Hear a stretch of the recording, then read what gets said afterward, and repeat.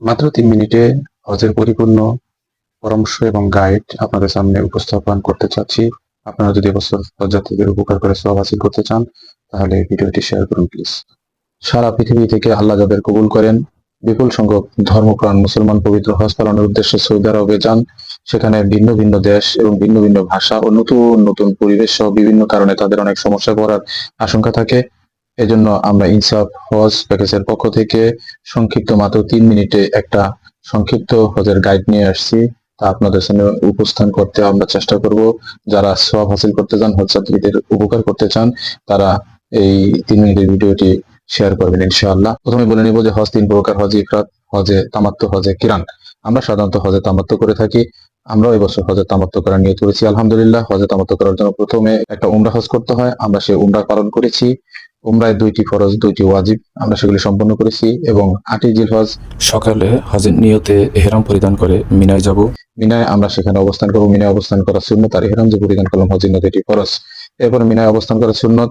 মিনায় অবস্থান করার পরে ৯ জিলহজ আমরা সকালে আলহামদুলিল্লাহ আরাফাতের ময়দানে যাব। আরাফাতের ময়দানে সূর্য অস্ত যাওয়া পর্যন্ত অবস্থান করা ফরজ এবং সেখান থেকে আমরা মুজদালিফায় যাব। ৯ জিলহজ সূর্যাস্ত হওয়ার পরে আরাফাতের ময়দান থেকে আমরা মুজদালিফার ময়দানে যাব। আলহামদুলিল্লাহ সেখানে রাত্রি যাপন করব এবং মাগরিব এশা একসাথে সালাত আদায় করব। এটাও ওয়াজিব।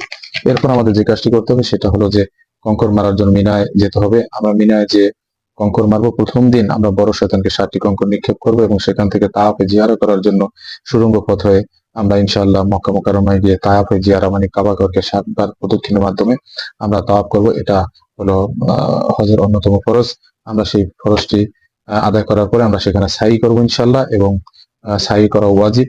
সাই সাফা ও মারোয়া সাই করার মাধ্যমে আরেকটা ওয়াজিব পালন হবে। এরপরে আমরা সেখান থেকে গিয়ে কুরবানি দেব। আলহামদুলিল্লাহ, দমে শুকর কুরবানি, এই কুরবানি করাটা ওয়াজিব। এরপরে মাথা মুন্ডন করব, সেটা আরেকটি ওয়াজিব, ৫ নম্বর ওয়াজিব। ৬ নম্বর ওয়াজিব হলো বিদায়ী তাওয়াফ করবো আলহামদুলিল্লাহ দেশে ফেরার আগে। এটা হলো ৬ নম্বর ওয়াজিব। তো যাই হোক, আলহামদুলিল্লাহ আমরা ৩টি ফরজ এবং ৬টি ওয়াজিবের কথা বললাম এবং আমরা এখানে সাই করার পরে কুরবানি করে মাথা মুন্ডন করে সেখান থেকে আমরা আলহামদুলিল্লাহ আবার মিনায় যাব এবং ১০ তারিখ ও ১১ তারিখ রাত্রে মিনায় অবস্থান করব।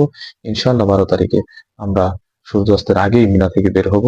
বের হয়ে এসে আমরা মক্কায় আবার হোটেলে অবস্থান করবো ইনশাআল্লাহ। যা দেশে ফেরার আগে আমরা বিদায়ী তাওয়াফ করবো। কোনো কারণে যদি ১২ তারিখে কেউ ফিরতে না পারেন, তাহলে ১২ তারিখে রাত্রি যাপন করে মিনায়, সেটাকে রমি বলা হয়। ১৩ তারিখের পাথর আবার ৩টা শয়তানকে ৩২১টা পাথর নিয়ে তারপরে আসতে হবে। যাই হোক, আপনারা যারা দেখছেন এবং আমাদের আত্মীয় স্বজন সকলের জন্য দোয়া করি, আপনারাও করবেন এবং সারা পৃথিবীর অসহায় মুসলমান বান্দাদের জন্য দোয়া করি। আল্লাহ সকলকে ক্ষমা করুন, মাফ করুন, আমাদেরকে বিজয় দান করুন, ইসলামকে বিজয় দান করুন। আমিন। পর্যায়ক্রমে আমরা প্রতিটা ফরজ এবং ওয়াজিব, ৩টা ফরজ ও ৬টা ওয়াজিবের বিস্তারিত পার্ট বাই পার্ট ভিডিও করে আপনাদের সামনে আসতে চেষ্টা করব। সকলকে দেখার আমন্ত্রণ জানিয়ে এখানে শেষ করছি। আমা তৌফিক ইল্লা বিল্লাহ। আসসালামু আলাইকুম রহমতুল্লাহ।